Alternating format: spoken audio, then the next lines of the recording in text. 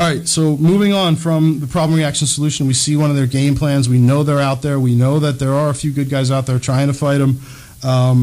Let's see. Let's talk about the document and the sort of language leading up to 9/11. And this is all about a document called written by a group called the Project for a New American Century, the PNAC documents, written largely, I believe, by a man named Paul Wolfowitz. And you're going to hear a little bit about Paul Wolfowitz first, and then you'll hear about the PNAC document.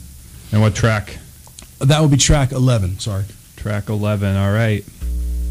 A radical plan for American military domination first surfaced during the administration of George H.W. Bush. In 1992, Paul Wolfowitz, working in the Department of Defense, was asked to write the first draft of a new national security strategy, a document entitled the Defense Planning Guidance. The most controversial elements of what would later come to be known as the Wolfowitz Doctrine were that the United States should dramatically increase defense spending, that it should be willing to take preemptive military action, and that it should be willing to use military force unilaterally, with or without allies. This new reliance on military force was necessary, according to Wolfowitz, to prevent the emergence of any future or potential rivals to American power, and to secure access to vital resources, especially Persian Gulf oil. Out of power during the Clinton presidency, Wolfowitz and his colleagues affiliated themselves with a number of influential conservative think tanks. In 2000, they would craft yet another proposed national security strategy, this one published by a right-wing think tank calling itself the Project for the New American Century. At its core, the document revived the Wolfowitz Doctrine. It called on the United States to increase the military budget by up to $100 billion, to deny other nations the use of outer space, and to adopt a more aggressive and unilateral foreign policy that would allow the United States to act offensively and preemptively in the world. The elimination of states like Iraq figured prominently in this grand vision. But even these hardline conservatives knew that the Wolfowitz Doctrine was likely too radical to win the support of the foreign policy establishment, their own Republican Party, and the American people.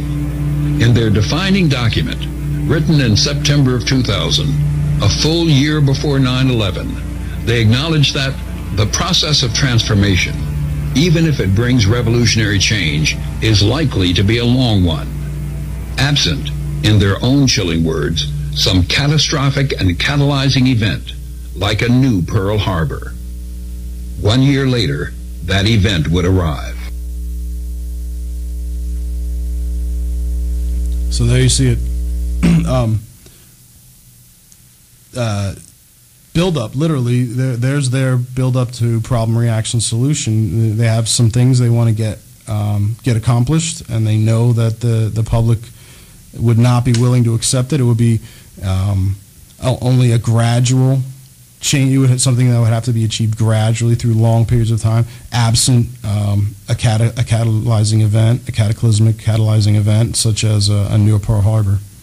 Right, and now also it kind of begs the question: do they fear things are kind of dropping off, where people are starting to feel more comfortable, people are starting to feel more secure, and they feel this need to ramp it up to get that fear out there again? This is a tool. Yeah, I know they're on the run. They feel they're on the run. A big wheel in the elites, Zbigniew Brzezinski, was just on record, I believe, in March, as saying that he was, concerned about the awakening movement and the awakening movement's effect on their ability to accomplish a new world order. But you got to realize that the elites, they can get us without these big events, and I think that's even more scary is the gradualism, because a lot of people use this analogy. I'll use it myself, but it's the old analogy of you can take a frog and put it in some lukewarm water, and you can just slowly raise the temperature of the water, and that frog will just sit in that water and literally sit in that water until it's boiled to death. And that's a scarier process of brutality and domination, I think, than the more open, obvious, big catalyzing terrorist events. So as great as it is that there's an awakening movement that's going to be there to point out false flag terrorism and make the elites be a lot more sharp and plan a lot harder to sneak by our massive amount of aware citizens. The fact that they can still kill us with gradualism, it means you got to continue to stay sharp, and that's where you got to look out for. I mean, we're here to talk about 9/11 tonight, but any other night you want to talk about other things like fluoride in your water. Do you realize that people are, especially I know in this area, almost every town in this area has fluoride in their water, and do you realize that fluoride is a rat poison? And we can talk about that on another day. The same thing with the chemtrails that you see over your heads, those funny, long, skinny clouds. Those aren't clouds. Those are chemical aerosol sprayers on the backs of what is probably military planes that spray chemicals like barium and aluminum into our atmosphere for who knows what reasons. But the gradual soft kill method is a very, very deadly and lethal way of manipulating, controlling, and killing people. Yeah, and that also kind of strengthens just over generations of people where it's not even noticeable. Absolutely, absolutely. Think about what it takes to get on an airplane these days.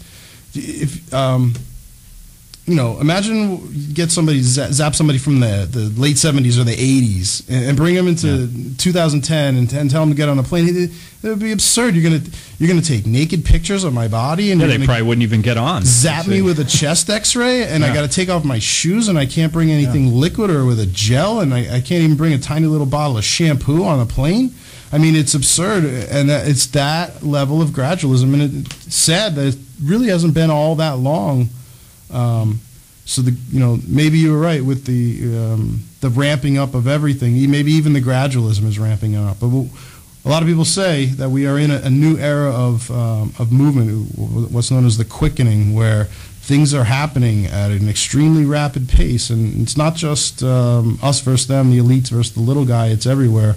If you look at the amount of earth changes that are going on right now, it's pretty weird that it's not uncommon to have an earthquake somewhere in the world. A significant earthquake, every week, every couple of weeks. It's a little weird. Yeah, absolutely. So it's not only on a human level; it's really on environmental level. So it's on a whole world. Well, again, I work on the principle that we really again, we're talking about other people's theories and stuff. But if you really believe that the universe is really all energy and we are just manifestations of that energy, the human perspective becomes pretty insignificant. Yeah. But I digress. I think we should continue to talk about 9/11 since that was the goal of the show, and be happy to come back and talk about any of these other topics. But I think we're at a point. Let's see, the PNAC documents, right? Oh, if I could say one last comment on the PNAC documents, which is just wonderful.